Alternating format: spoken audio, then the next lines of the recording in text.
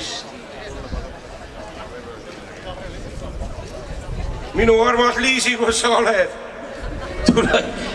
Tule aita välja. Tule ometi. Sul on õnneks oma mikrofon, aga kahjuks. Seda me ei pea jagama. Kahjuks sul on oma mikrofon. Aga laulame jagama seda lugu. See on nii hea lugu, seda jagus meile mõlemale. Ja, nagu te teate, see on kui muidu tantrimal seal, siis see on ometi üks selline lugu, millega ma alati kõik tantrima saanud ja ma väga loodan, et ja siis armsad inimesed ka tulete selle loo, et see on Eesti rahvatants, mille me teile esitame armsa Liisiga. Tule tantsima! Kus see tantsima? Kus see tantsima?